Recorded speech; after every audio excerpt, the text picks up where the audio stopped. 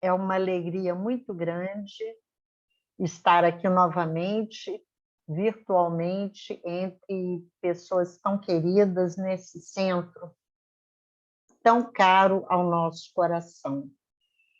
E nós estamos estudando, continuamos estudando o Evangelho. E nesse que é o capítulo mais longo do Evangelho, que é o capítulo 5, o Bem-aventurados os aflitos. E esse capítulo é muito importante para nós, porque aflitos somos todos aqui neste mundo. De uma forma ou de outra, todos sofremos, todos temos as nossas dificuldades, as nossas angústias, as nossas dores, principalmente agora em época de pandemia, em que realmente estamos sendo testados em várias frentes e o nosso emocional tem ficado bem abalado e nós refletimos sobre isso. Que sofrimento é esse? Muitos nos procuram e dizem: isso é um castigo de Deus. Então é necessário nós estudarmos a doutrina espírita, estudarmos o livro dos Espíritos, estudarmos o Evangelho segundo o Espiritismo, obras póstumas, a Gênese, Céu e Inferno, Livro dos Médiuns, todos os livros importantes para entendermos a conjuntura em que estamos vivendo e o porquê disso tudo. Então, Allan Kardec, nesse longo capítulo, ele analisa a justiça das aflições. É uma coisa assim estranha, porque Jesus disse: bem-aventurados os aflitos, porque serão consolados. Mas ninguém se sente feliz por sofrer, por ter dificuldades. A gente não diz: que bom que eu estou sendo testado, que estou passando por essa situação. Nós sofremos, nós nos angustiamos, muitas vezes até chega-se ao desespero por não se encontrar uma saída. Por isso, é essencial analisarmos essas questões detidamente. Então, Kardec analisa muitos sofrimentos pelos quais passamos estão nesta vida, mas outros não encontram explicação nesta vida. Crianças que já nascem com problemas sérios de saúde e passam a vida toda ali naquela angústia, pessoas que lutam uma vida inteira e estão sempre naquela situação de dificuldades. Se não entendermos que estamos aqui colhendo os frutos do nosso passado e preparando o nosso futuro, vamos ficar revoltados. Vamos perder a oportunidade dessa encarnação. E aí, seguindo aqui, Kardec fala do esquecimento do passado. Muitas pessoas dizem: ah, mas se eu lembrasse do que eu fiz, como foi, eu poderia resolver. Engano. Nós devemos viver a nossa vida aqui e agora. O que está acontecendo agora? Que lição eu preciso de aprender nesse momento? E a partir daí, eu vou lutar. Não importa o que eu tenha feito. Hoje eu estou com um novo propósito. E quais os motivos que eu tenho para me resignar? E chegamos nesse nosso item de hoje, que é o item 18 do capítulo 5. Aí já entramos nas instruções dos Espíritos, começando por Lacordaire. É uma mensagem recebida no Havre, em 1863. Bem e mal sofrer. Então, olha o que ele vem nos dizer. quando Jesus disse, bem-aventurados os aflitos, porque deles é o reino dos céus, não se referia aos sofredores em geral, porque todos os que estão neste mundo sofrem, quer estejam num trono ou na miséria. Então, rico, pobre, culto, inculto, bonito, feio, o sofrimento vem para todos. Nós vimos agora na Covid. Pessoas com muito dinheiro, acesso ao melhor tratamento, muitos faleceram e outros nem tiveram a doença ainda. E ele continua: poucos sofrem bem, poucos compreendem que somente as provas bem suportadas podem conduzir ao reino de Deus. Porque o judeu, nós conhecemos em muitas passagens do Evangelho, eles tinham muita preocupação de adquirir o reino de Deus ou o reino dos céus. Então, quantos chegavam para Jesus e perguntavam: o que eu devo fazer para conquistar o reino de Deus, o reino dos céus? Porque eles não falavam muito o nome de Deus. Era como que uma profanação você falar repetidas vezes. Era um momento de grande respeito quando se pronunciava o nome de Deus. Então, o que fazer para ganhar o reino dos céus? Aí diz, suportar os sofrimentos. A pessoa que sofre muito, então ela já está se candidatando para essa felicidade futura, mas aqui o Espírito diz, somente as provas bem suportadas. É aquela resignação consciente.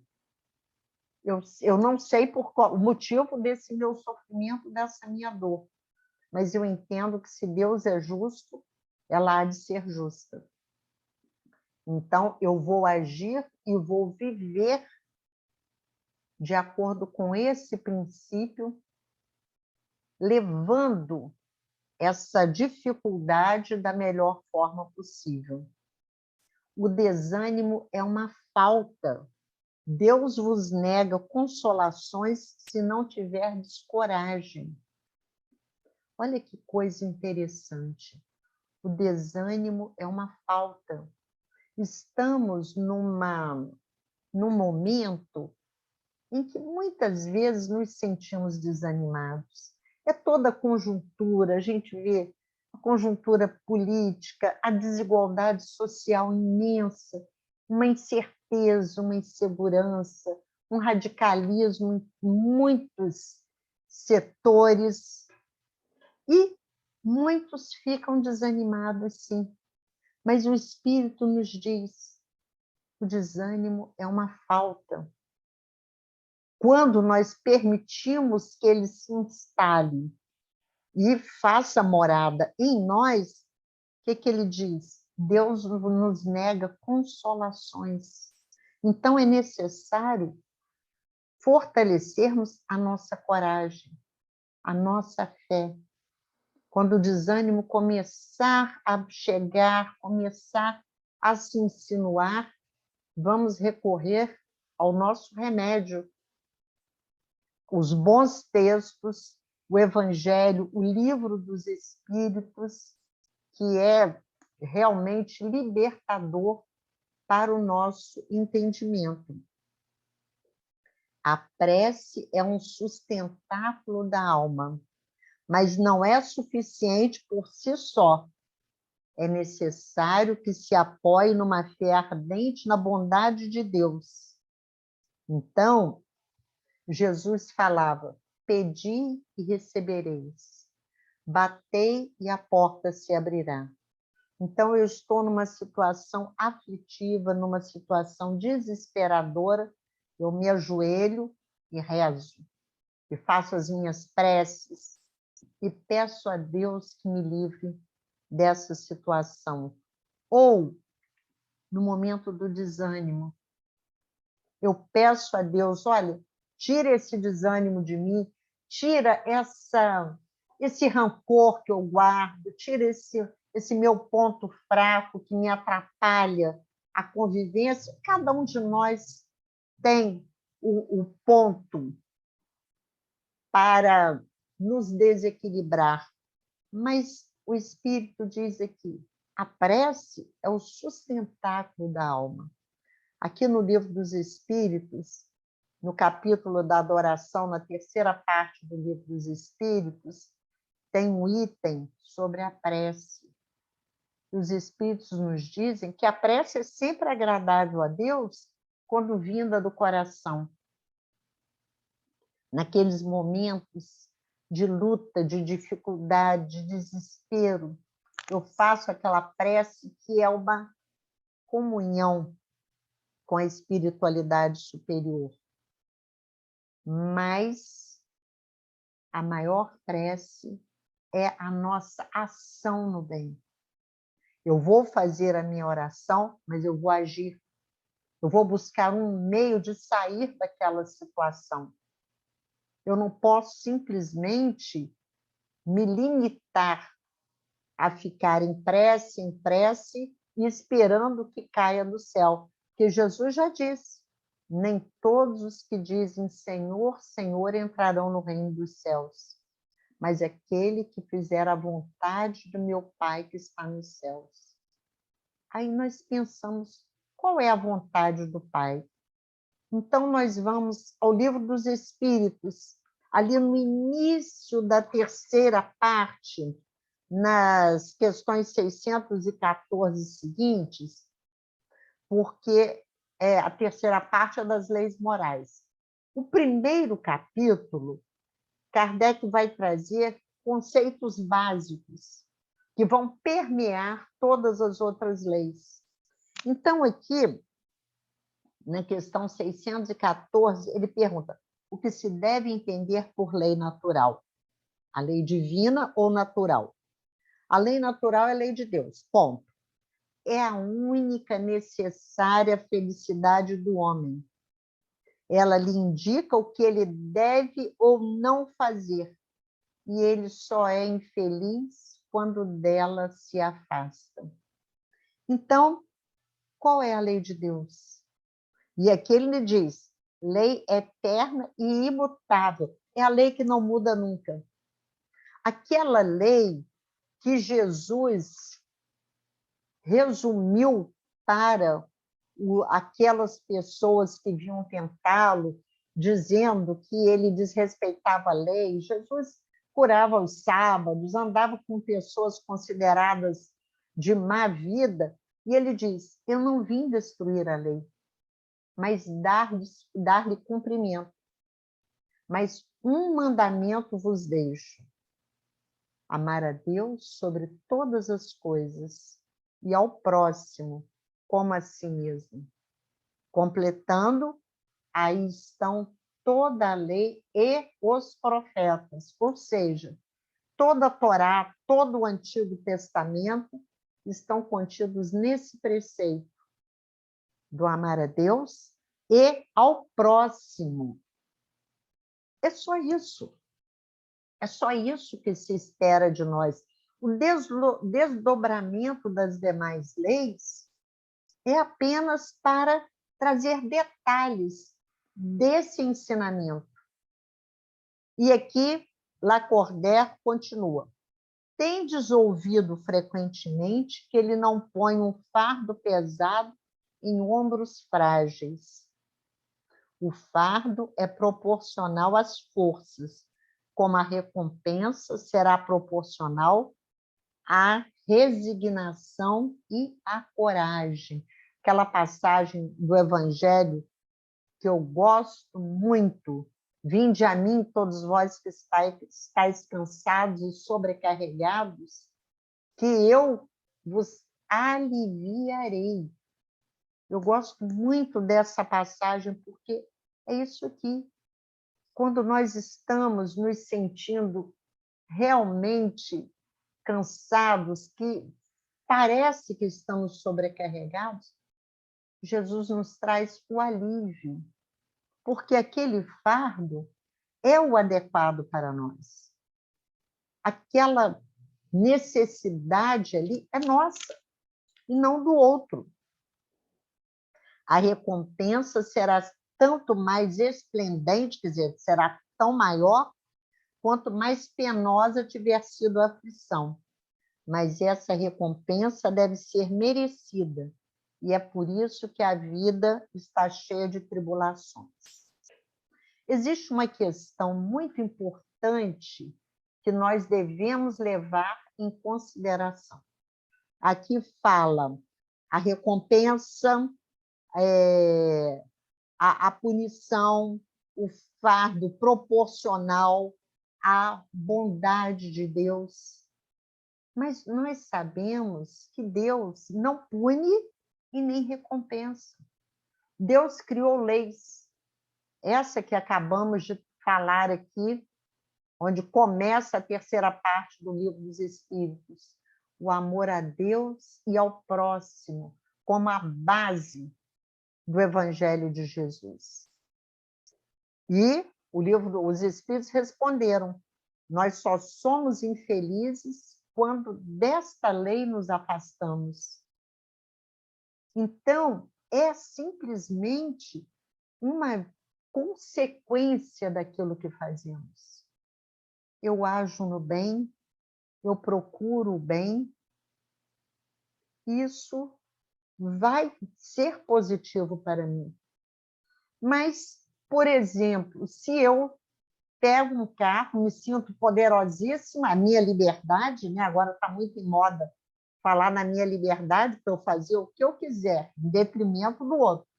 Então, pego meu carro super possante, e saio por aí correndo como quero. Avanço sinal, ando na estrada, cortando todo mundo. Acontece um acidente. Eu fico gravemente ferido. Eu posso me revoltar? Deus me castigou?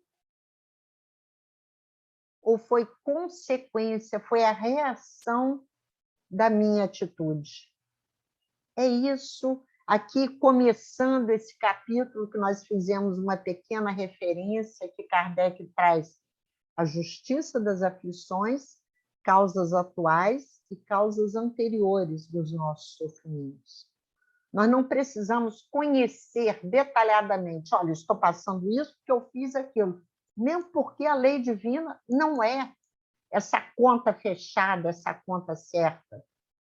Que o apóstolo Pedro já disse, o amor cobre a multidão dos nossos pecados.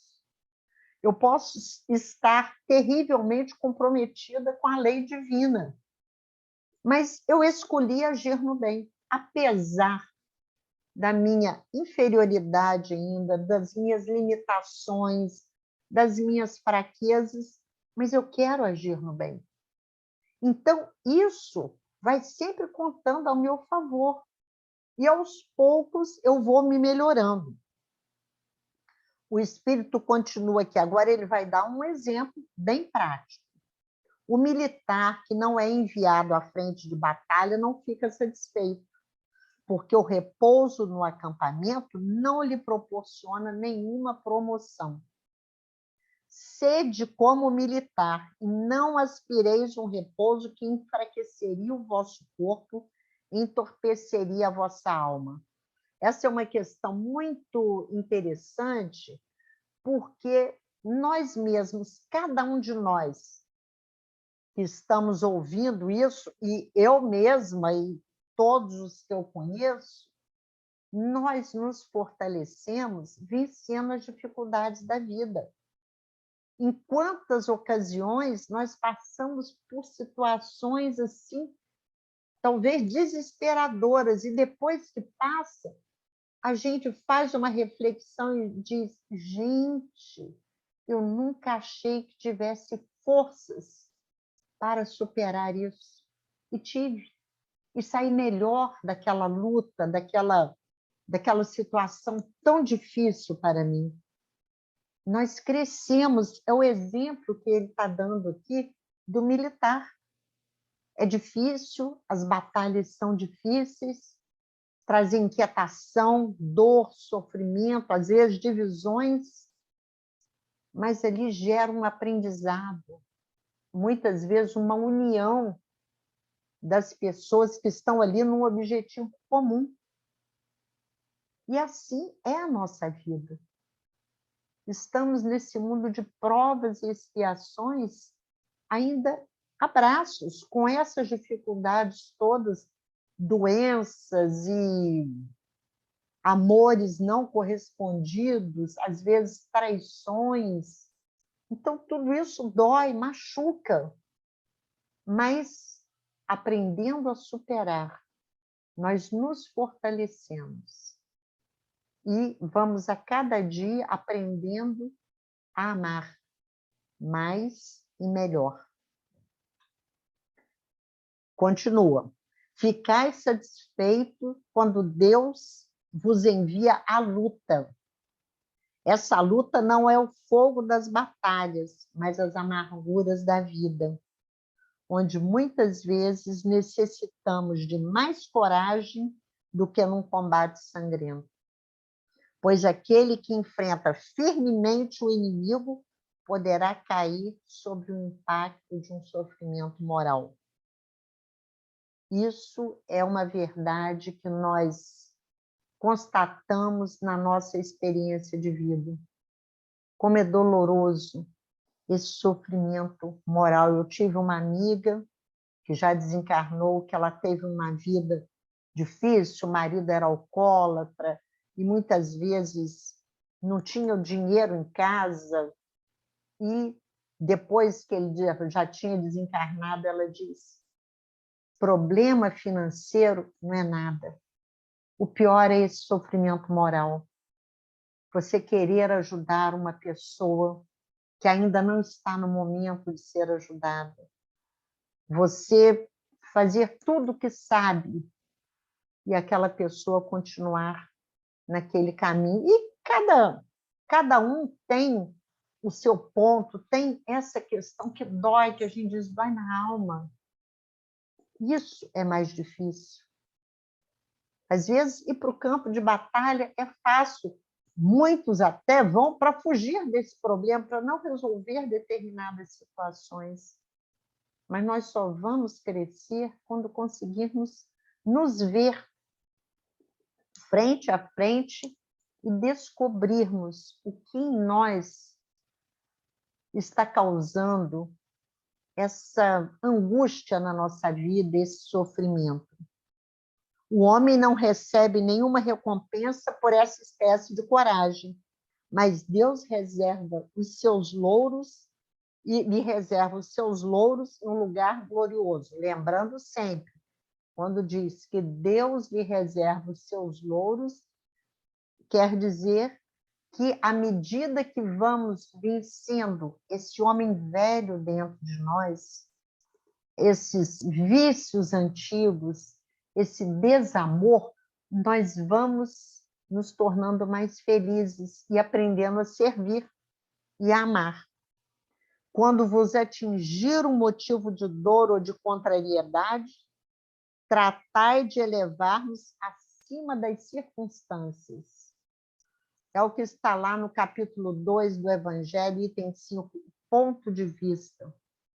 Quando, ao nos vermos envolvidos em determinadas questões, ele diz aqui, elevar-nos acima das circunstâncias.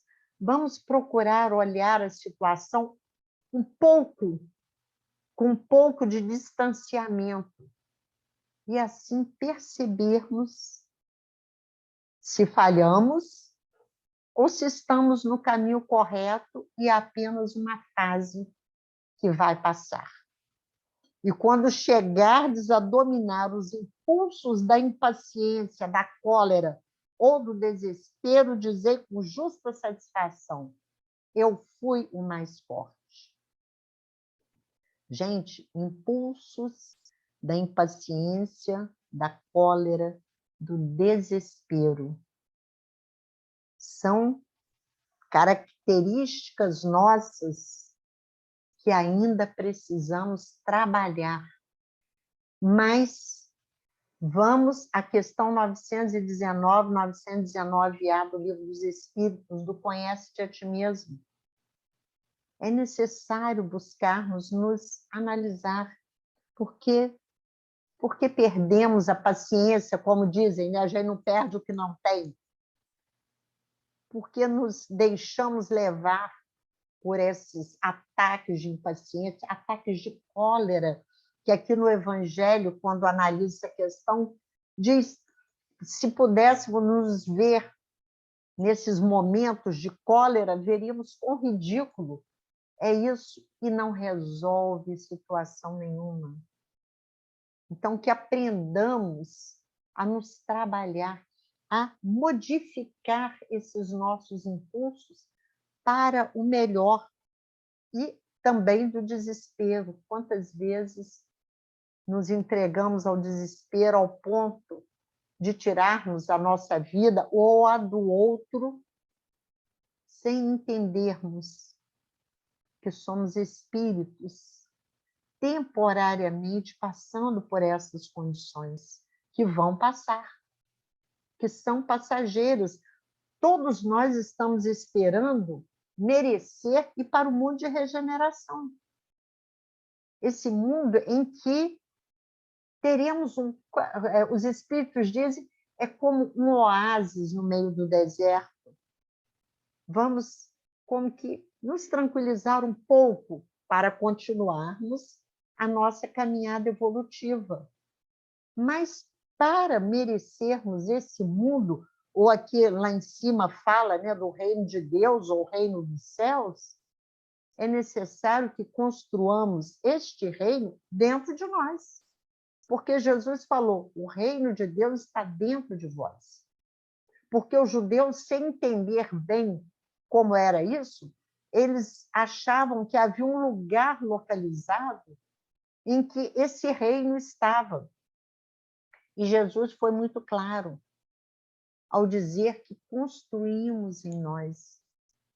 Depois ele diz também que brilhe a vossa luz diante dos homens, mostrando que todos nós temos a nossa luz.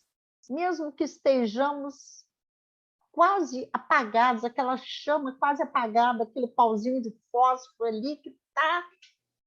Vem um vento, vai soprando e ele quase apaga, mas ele está lá. Ele precisa de ser reavivado. Essa luz que existe em nós, que todos temos, mesmo nesse momento em que ainda incorremos nesses vícios, né? Impaciência, a cólera, o desespero, o desamor, a indiferença, mesmo nesses momentos, a nossa luz está lá. É necessário voltarmos, nos analisarmos para fazê-la brilhar. E Lacordaire conclui aqui. Bem-aventurados os aflitos pode, portanto, ser traduzido assim. Bem-aventurados os que têm a oportunidade de provar a sua fé, a sua firmeza, a sua perseverança e a sua submissão à vontade de Deus, porque eles terão centuplicadas as alegrias que lhes faltam na terra, e após o trabalho virá o repouso. Aqui neste livro, Jesus não dá para... Jesus no Lar, o texto número 31, Neio Lúcio, esse livro é a psicografia de Francisco Cândido Xavier, pelo espírito de Neio Lúcio. Ele vem nos falar da razão da dor. Então, é um texto relativamente grande, e esse livro trata de reuniões de Jesus na casa de Pedro com os apóstolos, com os seguidores. Ele começa assim: Raquel, antiga servidora da residência de Cusa, ergueu a voz para indagar do mestre por que motivo a dor se convertia em aflição nos caminhos do mundo. Então, é aquela incompreensão daqueles que estavam com Jesus, e nossa, hoje, e até autoridades religiosas, em momentos que veem tanta desumanidade, diz: onde estava Deus que não viu isso? E aqui, nesse texto singelo de Neio Lúcio, ele vem nos falar que a razão da dor humana procede da proteção divina, para que nós cresçamos, para que, com a dor, com aquela dificuldade, nos proponhamos a fazer um caminho diferente. E aqui Jesus vem contar a história de um espírito que, desde lá, o seu nascimento, um anjo tomou os seus cuidados. E fazia de tudo, né, na alimentação, e quando começou a engatinhar, quando começou a andar, tirando os perigos da frente, à medida que foi crescendo, foi aprendendo a ler, escrever, e estudando mais, e buscando uma profissão, e sempre esse espírito protetor estava com ele, levando o seu auxílio para que ele não tivesse problemas. Então, a vida transcorrendo ali da forma mais suave e pacífica possível. Mas esse homem nunca lembrou de agradecer. Ele se tornou poderoso, orgulhoso, violento em muitas situações, diz assim, orgulhoso e cruel diante dos interesses alheios. E o anjo sempre buscando protegê-lo, até que, num determinado momento, ele sentiu a dor. Que a dor, como a gente sabe, ela chega para todos. Não dá para pensarmos que tem um que não sofre, que não tem problema, tem dificuldade. Tem, todos temos. E chegou esse momento da dor para ele. E ele, que nunca tinha se lembrado de agradecer, diz aqui Neio Lúcio, gesticulou revoltado contra o céu, acusando o Supremo Senhor de injusto e indiferente. Não é o que a gente faz quando sofre? Quando um ente querido adoece gravemente, desencarna, ou nós mesmos adoecemos, ou diante dessa situação difícil que a humanidade está passando, nós também não temos essa atitude.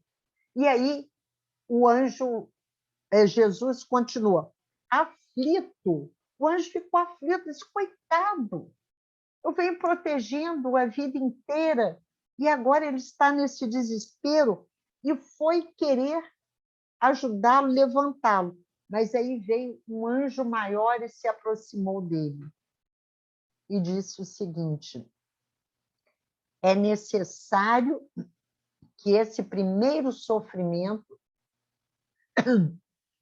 se converta em aflição. Rolando mentalmente, de aflição em aflição, o homem começou a recolher os valores da paciência, da humildade, do amor e da paz com todos, fazendo-se, então, precioso colaborador do Pai maior. Então, essa historinha singela vem nos mostrar isso. Enquanto a vida está correndo tranquila, tudo muito bem, tudo dando certo para nós nem nos lembramos de agradecer. E muitas vezes fazemos como esse homem, nos tornamos cruéis e indiferentes. Humilhamos o outro, nos sentimos superiores, como se o mundo não nos dissesse respeito. Então vem a dor.